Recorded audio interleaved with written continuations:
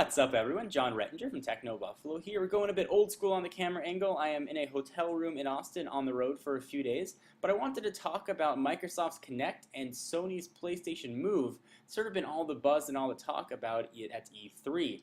There's sort of very divergent motion controls for the PlayStation 3 and Xbox 360.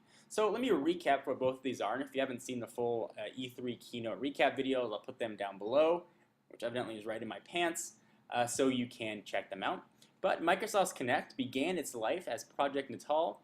It essentially is a motion capture system. It uses a series of cameras and lenses to track your motion, which essentially translates into you being the controller. So we're talking complete controllerless gaming. When you see somebody do it, it looks very Minority Report-esque. You're waving at the camera, moving things around. It actually scans and recognizes your whole body. And from the videos that I've seen, it does it quite well. And I can have up to 4 people that can come in and play. So what does this mean? Well, for right now, in sort of the short term, it's going to be mostly those sort of gimmicky sports games. So you can box and you can punch.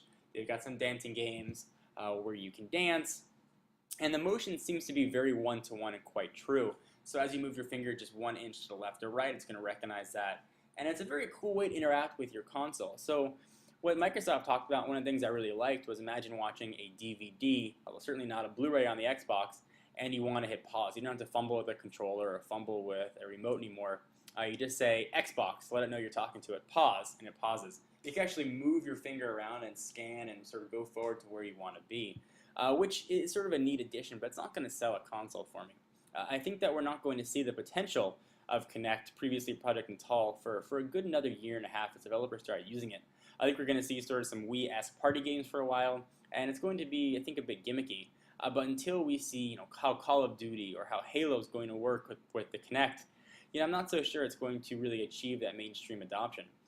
Microsoft did show off Halo Reach. They showed off the new Gears of War, and all of which were shown using traditional Xbox 360 consoles, not Kinect. It was sort of a separate thing. So I'm not sure how it's going to work and how it's going to implement moving forward.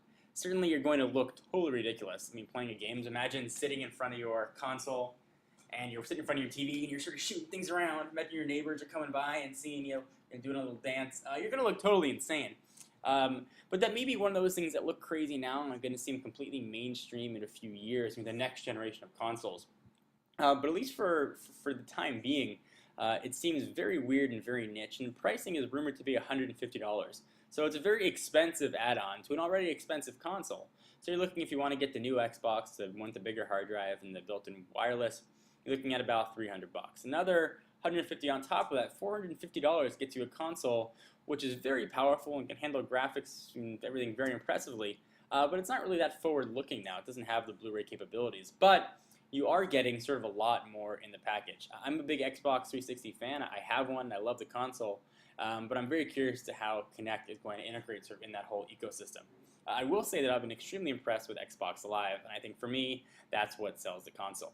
So let's move off of Xbox now, and let's talk about Sony's new PlayStation Move, which essentially looks like a Wii Motion Plus with a little bulb on the top.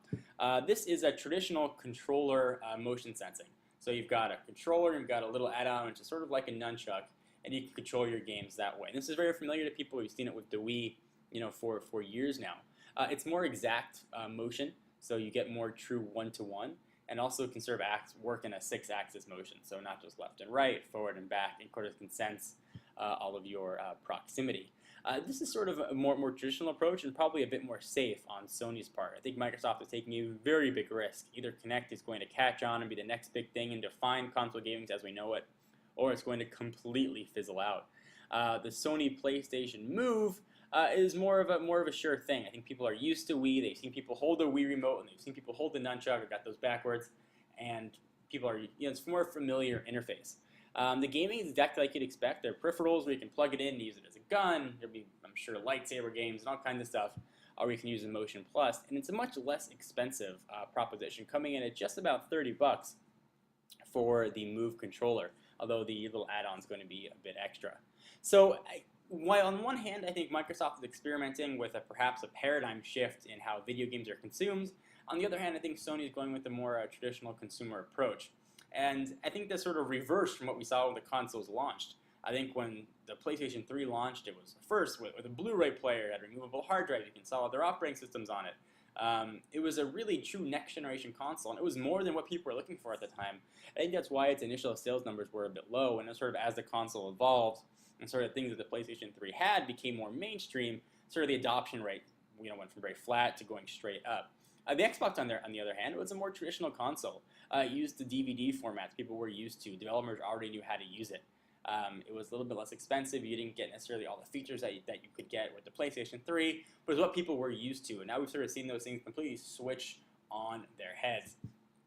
So for my money, I'm certainly going to try Kinect, although I'm very, very, very skeptical that maybe I'm buying a $150 remote-less access to my television, so I don't have to fiddle with things if I want to watch a DVD. PlayStation Move, again, seems a bit more sure. You know how it's going to work. Even with that or picking one up, you know how it's going to function. You know it's going to work well. It's going to be true one-to-one, and you're going to be able to play a tennis game with it. So that's my take on it. I'm curious to what you guys think. Do you agree or disagree? Am I way off? Do you think that Kinect is going to be the next big thing? Are you willing to shell out the extra $150 for it? Really just kind of interested to hear your guys' take on everything. Anyway, I'm John Rettinger from Techno Buffalo. Leave your comments down below, and I will see you in the next video. Bye-bye.